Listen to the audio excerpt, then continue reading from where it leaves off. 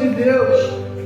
E então fomos tomados em oração, tomados em glória, tomados em busca, e muitas das vezes é extremo de que nós falamos, porque muitos não glorificam, porque muitos ficam parados, estagnados. Eu sei que isso muitas vezes é o jeito das pessoas, mas quando nós estamos falando de futebol, nós olhamos e vemos as pessoas gritando: é o Flamengo, é gol, é o Vasco, é não sei o que, é brigas e discussões.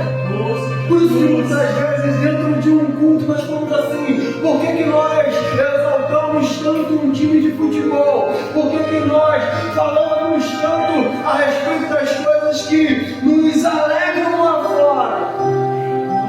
Mas na hora de glorificar ao Deus Todo-Poderoso, muitas das vezes somos tímidos, muitas das vezes estamos acuados, paralisados pela circunstância, paralisados porque aí começamos a lembrar das contas apagadas, dificuldades, dos problemas que tivemos adversos durante a semana. Mas a verdade é, nós precisamos, no momento em que estamos no culto, no momento em que estamos diante do Deus Todo-Poderoso, louvar, engrandecer o nome dEle, exaltar o nome dEle, glorificar o nome dEle com toda a nossa força, com todo o nosso ser e com todo o nosso espírito, entregar a Ele tudo que temos e tudo que somos. Hoje, domingo de Páscoa, um domingo atípico, um domingo em que nós recebemos muitas mensagens, e que muitas das vezes, se você parar para pensar, muitas das vezes, se você parar para analisar, algumas pessoas que muitas das vezes não querem, não têm compromisso algum com Cristo, compromisso algum com Deus, ou até dizem: não, domingo é dia de descansar. Não, eu não tenho tempo para estar na igreja, eu glorifico a Deus de casa. Mas elas te mandam aquelas mensagens, as mais bonitas, as mais, comprometedoras, porque se você ler a mensagem, eu recebi uma mensagem hoje que ela diz assim: a Páscoa não é sobre coelhos ou chocolates. Verdade? É sobre o sangue derramado, é sobre o amor que se entrega, é sobre um sacrifício que mudou a nossa história para sempre. A Páscoa é a cruz, é um lembrete de alguém que morreu a nossa morte, para que hoje a gente pudesse viver a vida dele. É sobre Jesus. Essa é a Páscoa, o Cordeiro perfeito, o único capaz de vencer o pecado, a culpa, a morte, aquele que ressuscitou e vive em nós, vive para todo sempre. A Páscoa é a maior prova de amor da eternidade. E hoje nós celebramos não apenas o que Ele fez, mas o que Ele continua fazendo em nós e através de nós. Que essa verdade nunca seja apenas lembrada, mas vivida todos os dias. O mais interessante é, a pessoa que me mandou essa mensagem, eu convido toda semana: vamos para a igreja, vamos para o culto. Não teve tempo, não dá. Mas quando você lê a mensagem, você fala: nossa, que mensagem verdadeira, que mensagem poderosa. E infelizmente nós vivemos uma geração assim, que ela tem uma mensagem poderosa no WhatsApp, mas ela tem uma vida fraca com Deus. Ela tem uma mensagem poderosa nas redes sociais, elas têm influência, mas elas não querem compromisso verdadeiro com a verdade, não querem compromisso verdadeiro com Deus. E ele finaliza a mensagem dizendo que essa verdade nunca seja apenas lembrada, mas vivida todos os dias. E infelizmente nós entendemos errado. Nós somos uma geração que entendeu errado. Os nossos pais, muitas das vezes, eles entenderam errado. Os nossos nossos pais, eles muitas das vezes nos obrigavam a estar na igreja e diziam: se você não estiver na igreja, você vai para o inferno. Se você não estiver andando com Jesus, você vai para o inferno. E muitas pessoas andavam desesperadas, com medo de entrar na igreja, com medo de ir para o inferno. Então eu tenho que estar na igreja. Ah não, se eu entrar naquela igreja, pode ser que o inferno esteja lá dentro me esperando. Tem gente que confundiu tanto a mensagem, que ficavam desesperados, o medo era de entrar na igreja. Ou aqueles que por muito tempo foram obrigados a estar na igreja, mas num determinado momento falaram: agora eu sou grande, agora eu sou de maior, ninguém mais me obriga a ir para a igreja. E virou as costas. Por quê? Porque muitas vezes a geração antiga, ela errou. Muitas das vezes por falta de conhecimento da graça, por falta de conhecimento da verdade, mas com amor pelos filhos, com amor para aquela geração que eles achavam: se você não estiver na igreja, você vai para o inferno. E acabavam trabalhando o medo nas pessoas para que elas estivessem na igreja. Só que a nossa geração não. A nossa geração, ela conheceu a tecnologia. A nossa geração, ela tem informação. A nossa geração hoje, ela sabe ler, ela sabe interpretar. E a nossa geração, ela conheceu a graça infinita de Deus, que é algo muito além de alguém que um dia foi obrigado a estar na igreja, muito além de alguém que vem seguir a Deus. Por quê? Não, porque se eu não for na igreja, eu vou para o inferno. Só que, infelizmente, ao entendermos a graça de Deus, começamos a confundir a liberdade com libertinagem. Como começamos a confundir a libertação que Cristo tem para nós com algo pacífico de viver em Deus. Acabamos esquecendo que precisamos buscar com fervor, precisamos buscar mais e mais Deus. Ao invés de falar assim: ah não, pela graça eu sou salvo, está tudo bem. Nós entendemos a melhor e a maior mensagem de Cristo, que não é vir à igreja por causa de que vamos para o inferno, mas vir à igreja porque Ele nos ama, porque Ele nos amou primeiro. Porque a verdade é, nós já estávamos condenados, o inferno já era para nós, a morte já era para nós, a condenação já era nossa por si só, mas através dele nós conseguimos alcançar paz, através dele nós conseguimos alcançar a vida eterna, através dele nós conseguimos ser mudados, moldados e transformados, e nós entendemos que isso tudo precisa ser por amor, porque Ele nos amou primeiro e eu retribuo esse amor. Ele se entregou na cruz do Calvário e eu entrego a minha vida para Ele. Ele se entregou por mim e eu quero viver os sonhos e os projetos dele.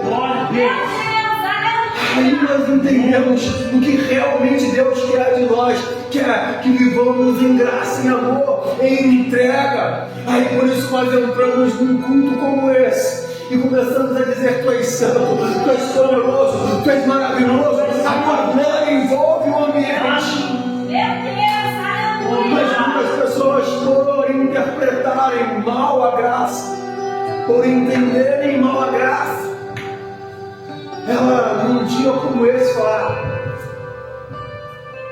deixa pra lá, eu vou viver de qualquer jeito na presença do Senhor, porque chega no final, a graça vai me alcançar.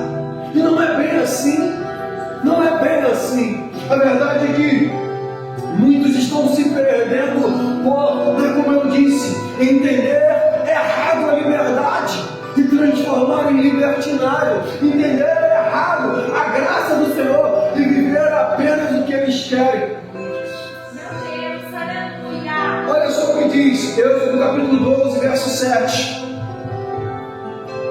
E tomarão do sangue e pô-lo em ambas as ombreiras e na vega das portas, na vega da porta, nas casas em que comerem. E aí eu fiquei olhando esse versículo e eu falei assim: tem algo muito, muito forte, muito impactante aqui. Porque muitas das vezes nós queremos a salvação, muitas das vezes nós queremos a busca, muitas das vezes nós queremos o Senhor que nos abençoa. Só que aqui, esse sangue, ele estava disponível para todos os de Cristo. Ele estava disponível para todos aquelas casas que comerem. Tá? Olha só, nas casas em que comerem. Quando eu li, eu falei, rapaz, é exatamente o que Cristo falou. Quem não tem parte no meu sangue, no meu corpo, não tem parte comigo. Quem não tem parte comigo não herdará o reino dos céus. Quem não tem parte com Cristo, não adianta dizer estou escondido na igreja. Quem não tem parte com Cristo, não adianta dizer eu prego, eu canto no ministério de louvor, eu toco. Não adianta dizer todo domingo eu estou lá. É necessário comer do corpo e do sangue. É necessário viver os planos e os projetos dele. É necessário se compromissar com o Senhor dia após dia. Mas eu tenho dificuldades, eu sou fraco, eu sou pecador. O pecado não é vitamina para você, mas você precisa entender, opa, eu estou pecando e dia após dia eu preciso lutar para alcançar mais de Deus. Eu preciso lutar para dizer, Senhor, eu quero viver os teus planos, os teus propósitos. Senhor, eu não quero ficar paralisado onde estou. Eu não quero ficar estagnado no pecado. Eu não quero continuar vivendo uma vida de desgraça dia após dia. É necessário entendermos que Ele nos amou e dizer, Senhor, por amor a Ti, eu não quero mais continuar pecando do jeito que estou. Por amor a Ti, Senhor, eu quero que o sangue seja passado nos umbrais das portas, mas que dentro da minha casa eu também venha comer do Cordeiro, que eu também venha fazer parte da mesa do Senhor e viver o que Ele realmente quer para nós. A Páscoa, na sua originalidade, a Páscoa no seu início, ela fala da libertação do povo de Israel que estava preso, aprisionado no Egito. Ela fala de um cordeiro que foi morto, o seu sangue foi passado nas vegas das portas, nos umbrais das portas, para que aquele povo tivesse livramento. Na hora que o anjo da morte passasse, ele ia olhar e falar, opa, essa casa é protegida pelo sangue do Cordeiro. Essa casa é de filhos, de escolhidos. Essa casa é de alguém que vive os sonhos e os projetos do Senhor. A Páscoa, ela fala de libertação. A Páscoa, ela fala de amor. A Páscoa, ela fala de sacrifício. E nós precisamos entender isso. Nós precisamos entender que Ele já se sacrificou, que Ele já se entregou, mas é hora de nós também nos entregarmos. A Páscoa, ela fala de nos libertar da escravidão. Ela libertou aquele povo da escravidão. Ela libertou aquele povo, mas infelizmente, aquele povo rodou por 40 anos no deserto e morreu no deserto. Por quê? Eles foram libertos da escravidão, mas a sua mente, o seu coração ainda estava no Egito. A sua mente, o seu coração ainda estavam vivendo os planos de Faraó, os planos de Satanás, aquilo que o inimigo tinha para eles, e não a terra prometida que Deus tinha, e não as promessas e os planos do Senhor para a vida de cada um deles. Na última semana nós falamos sobre o encontro irresistível que Moisés teve com Deus. O encontro que fala de um homem que era a promessa de Deus, mas mesmo assim Moisés sendo a promessa. E quando eu lembrei de Moisés sendo a promessa, eu lembrei de uma fala que a mulher falou para mim na última semana. Tivemos alguns visitantes. E a primeira coisa que a mulher falou para mim é assim, nós viemos por causa dele.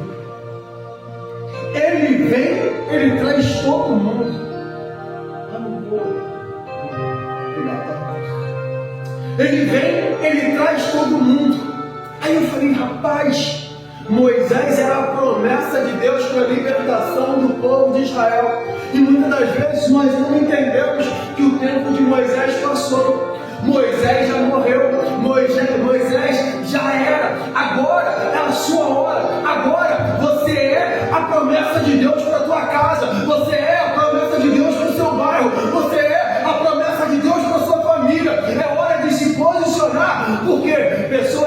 salvas através do seu posicionamento. Vidas serão transformadas através do momento que você fala assim: ei, o tempo de Moisés passou, o tempo de Elias passou, os grandes profetas passaram, Jesus esteve nessa terra e agora ele fala que precisa ser Cristo em nós, a esperança da glória, Cristo em nós, a transformação do nosso bairro, Cristo em nós, a mudança da nossa casa, da nossa família. Moisés era a promessa de Deus para a libertação. Você é a promessa de Deus para a transformação do teu bairro, a promessa de Deus para a transformação do teu marido, da tua esposa, dos seus pais. Eu não sei quem é que precisa ser transformado, quem é que precisa de libertação, mas Deus quer usar você que está aqui nessa noite. Deus quer usar você que está assistindo pela internet. Deus quer te usar, independente das situações que você enfrente, independente das calamidades que você já enfrentou dentro da igreja, fora da igreja, as situações que te afundaram, que te levaram para o pecado, as situações que te fizeram ficar aprisionado, igual a Moisés, 80 anos, e não tinha conseguido ainda começar a promessa de Deus, começar a cumprir o que Deus tinha para a vida dele, até ele ter um encontro irresistível. E o interessante é que poucos eles notam a fase mais importante da vida de Moisés. Pergunta qual é? Qual é a fase mais importante da vida de Moisés? Quando Moisés, você conhece bem a história, quando ele nasce, é expedido um decreto para que as crianças sejam mortas, meninos de até 3 anos de idade sejam mortos. A mãe, para esconder, esconde ele por 3 meses, coloca ele dentro de um cestinho, coloca dentro do rio. Alguns vão dizer que o rio correu ao contrário, para que Moisés chegasse até a filha de Faraó. Que acontece de que Miriam, a irmã de Moisés, ela segue o cestinho no rio. E no momento em que a filha de Faraó acha Moisés dentro do cesto, Miriam fala: ei, quer que eu traga uma ama hebreia para alimentar o bebê? Quer que eu traga uma mulher dos hebreus para que ela possa cuidar do menino? A filha de Faraó acha boa ideia. Mas na verdade Moisés estava sendo entregue nos braços da mãe. Moisés estava sendo entregue nos braços daquela que conhecia o Deus Todo-Poderoso, daquela que recebeu a promessa. E o mais importante da vida de Moisés é que alguns historiadores vão dizer que Moisés viveu 5, 6, 7 anos com a mãe. E os psicólogos, a psicologia vai dizer que os 7 primeiros anos de uma criança são os anos mais importantes para a formação do caráter. São os anos mais importantes para que, através de atos, de gestos, de palavras, você ensine bem qual é o caminho do teu filho, para onde ele deve ir, para onde ele vai chegar em todo o resto da vida dele. Começa a ser ensinado ainda nos primeiros anos. E eu creio que a mãe de Moisés falava: menino, você é um milagre. Menino, era para você estar morto, mas o Deus Todo-Poderoso, ele te deu livramento. Ei, Deus tem uma promessa na tua vida, Deus tem uma promessa na tua história. Através de você, milhares de pessoas serão livres. Ei, através de você, a tua história nunca mais será a mesma. No momento em que você ouvir e entender a voz de Deus. Só que acontece de que Moisés volta para o palácio de Faraó, vive lá por muito tempo, quase de 40 anos. Aí Moisés se perde, vira um assassino, como eu falei na última semana, e foge para o deserto. E muitas das vezes nós estamos assim, iguais a Moisés. Moisés esteve praticamente 80 anos fora do propósito de Deus, mas a palavra tinha sido lançada. Quase 80 anos fora dos planos e os projetos de Deus, mas a mãe já tinha plantado na vida dele, a mãe já tinha plantado na mente dele que ele era a promessa de Deus. E no momento certo, ele teve um encontro irresistível que o levou de volta ao chamado, que levou de volta a viver os sonhos e os projetos de Deus. Só que a minha pergunta para você não é para Moisés, é para você. Quanto tempo você está parado no Egito?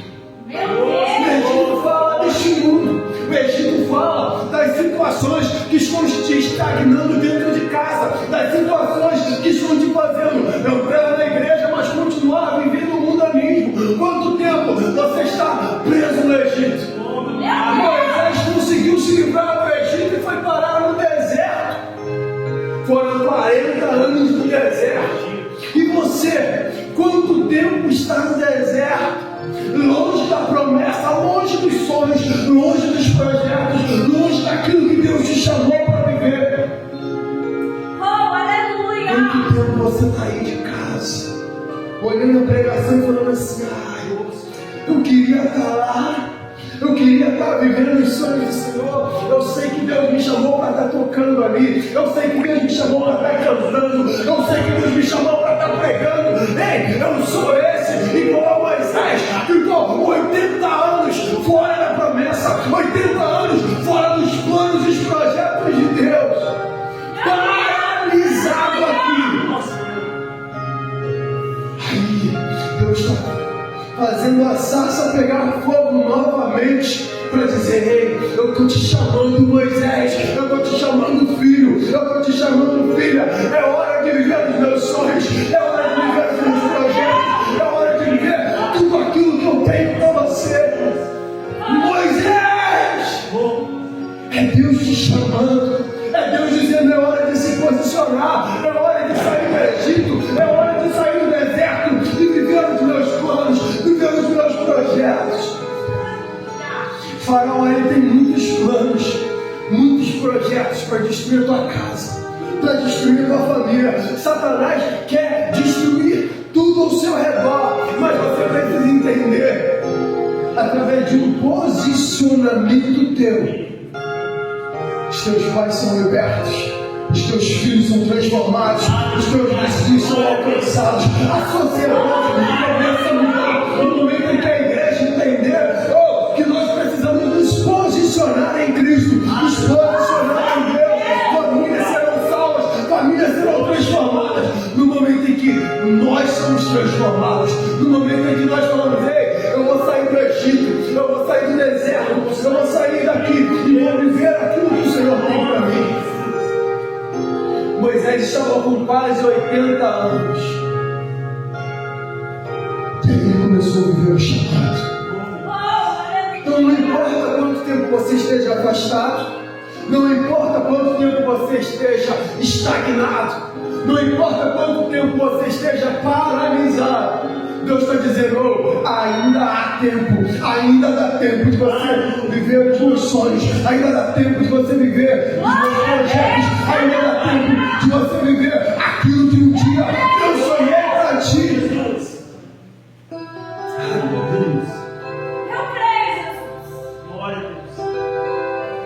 Que a Páscoa é só um sinal.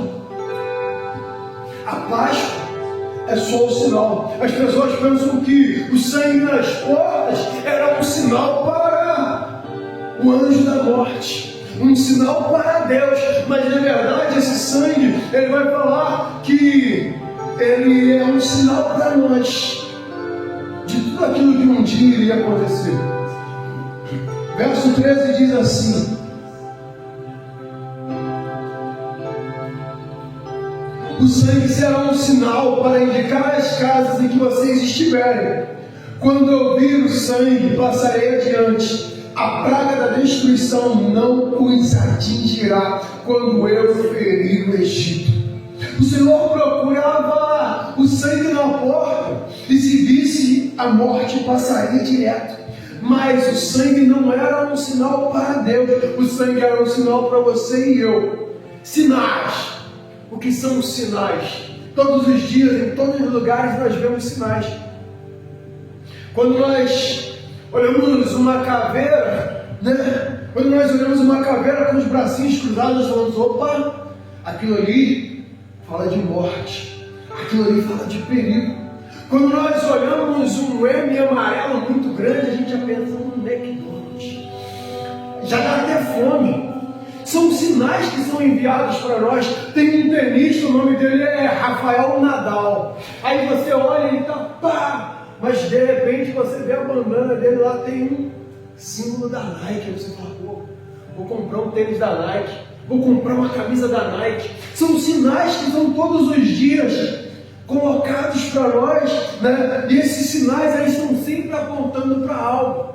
Um M vai te gerar fome, vai te levar a pensar, vou passar no McDonald's. Um símbolo da Nike na bandana de alguém, na camisa de alguém, vou comprar um tênis, vou comprar uma camisa. Eu quero andar com essa marca também. E a verdade é que quando o homem peca e ele é envergonhado porque se percebe nu, Deus sacrifica um animal. Eu fico pensando em Gênesis capítulo 3, Deus sacrifica um animal, arranca as peles, e ali Deus faz roupa para Adão e Eva, os cobre. Aquele animal que foi morto pode cobrir a nudez, a vergonha, apontando para que milhares de anos depois, que eu não sei fazer as contas disso tudo, de Adão até Jesus, apontando para que Cristo, no momento que viesse, era o único que poderia tirar a nudez do pecado, a vergonha que nós vivemos. Era somente através da morte de Cristo, para que Ele pudesse cobrir o nosso pecado, a nossa nudez, a nossa fraqueza. Era somente através de Cristo. Quando nós olhamos para o sacrifício de Abraão, quando Abraão leva Isaac, aquele carneiro que morreu, ele representava a Cristo que 2000 anos depois viria nos substituir. Aquele carneiro que foi substituído na cruz do Calvário. Aquele carneiro que foi substituído no Monte Moriá. É o mesmo cordeiro que foi morto na cruz do Calvário. Aquele cordeiro de Isaac apontava para Cristo sendo substituído, porque aquela morte era para mim, aquela morte era para você. Ei, aquele sacrifício que Abraão estava entregando era para nós. Era simplesmente nós que deveríamos estar lá, naquela pedra. Éramos nós que deveríamos estar diante do cutelo e o machado cortando a nossa cabeça. Mas o cordeiro substituiu. A Páscoa, então, um cordeiro é morto para que o sangue pudesse proteger as portas, para que o sangue pudesse proteger a casa, para que o sangue pudesse proteger a família. Mas como nós lemos no verso 7, é necessário comer, é necessário fazer parte, é necessário viver os planos e os projetos do Senhor. Eu sei, é difícil, eu sei que muitas vezes é complicado viver o que Deus quer para nós. São tentações diárias, são situações diárias, são irritações diárias que tentam fazer com que venhamos retroceder. Mas nós precisamos entender que Deus, Ele nos chamou para viver dia após dia essa guerra, viver dia após dia os sonhos e os projetos dele. De maneiras diferentes, as histórias mais importantes do Antigo Testamento, elas apontam diretamente para a morte de Jesus, elas apontam diretamente para o sacrifício de Cristo na cruz do Calvário. Esses eventos, eles mostram que Jesus é o centro no plano perfeito de Deus, é o plano divino para mim e para você. O Senhor sinal de comemorarmos a Páscoa hoje, em todos esses anos, nos chama para pensar no sacrifício de Cristo.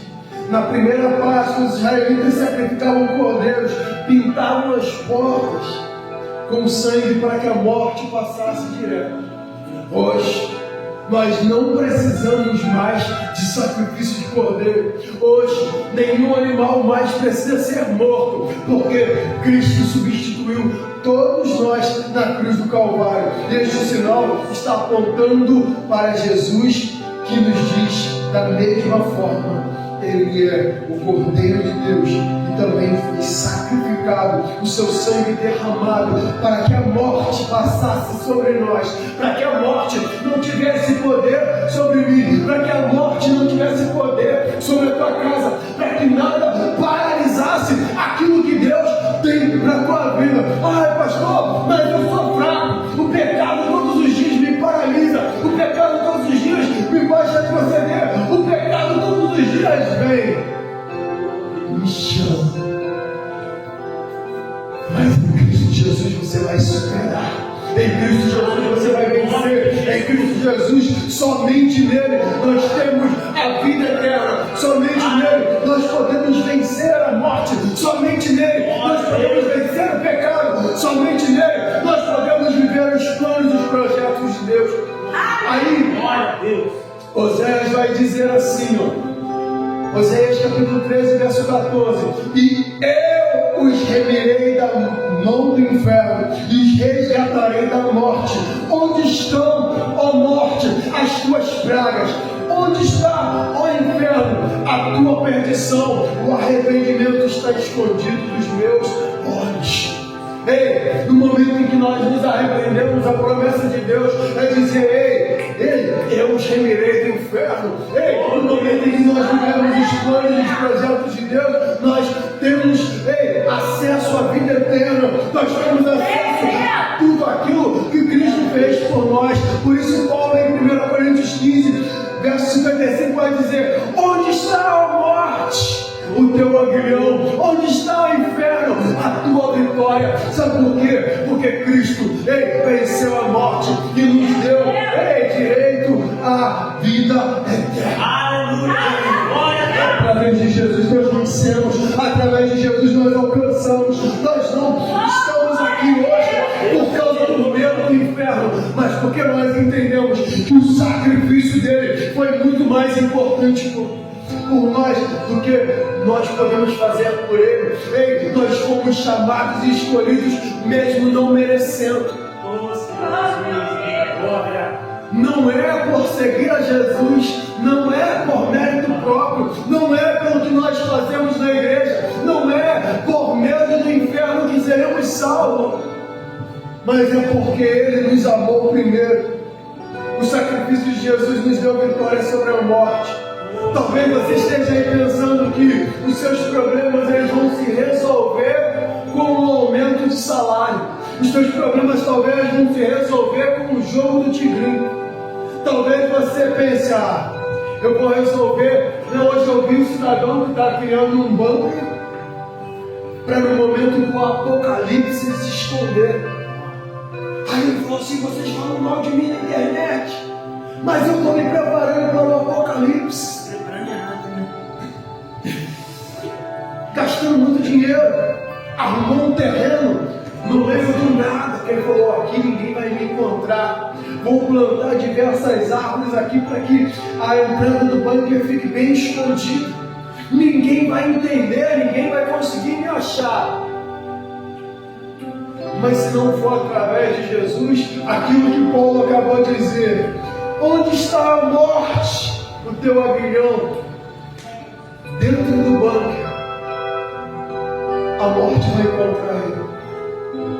Dentro do bunker, a morte vai ter a vitória sobre ele.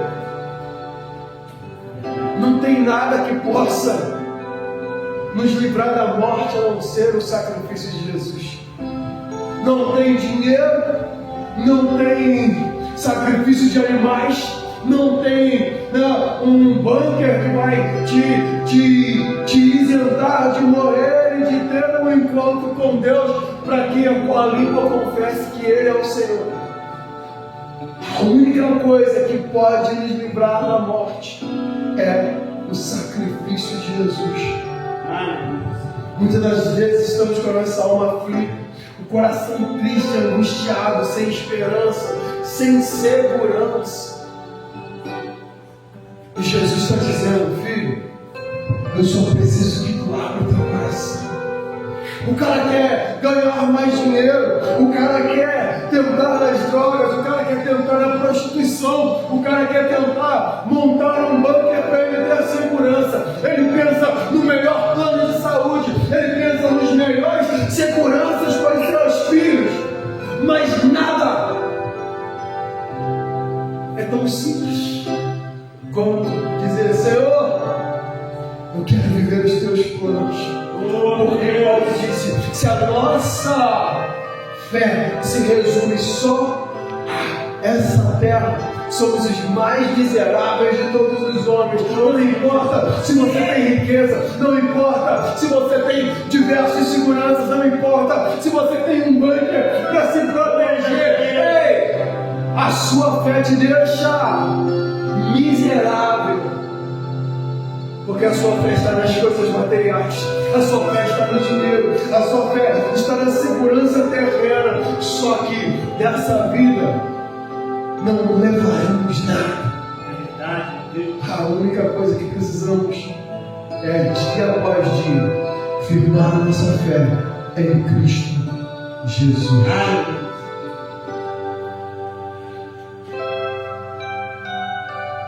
A verdade é que dentro do homem existe um vazio.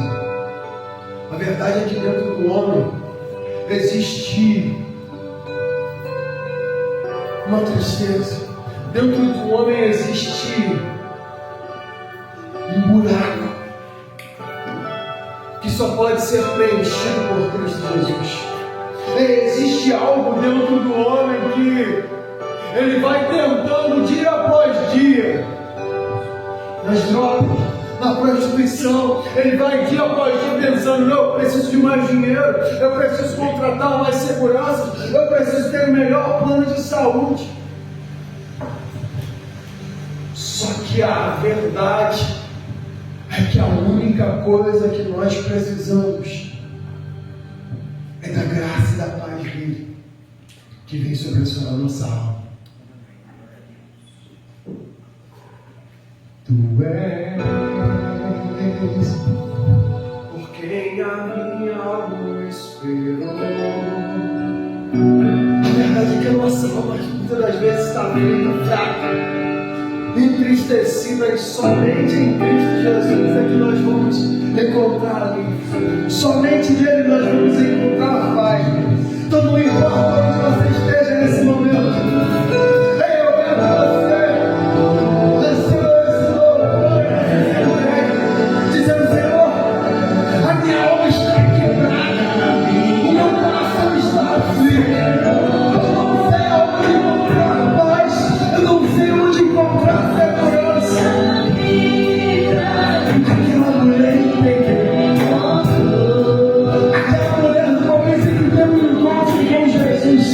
Ela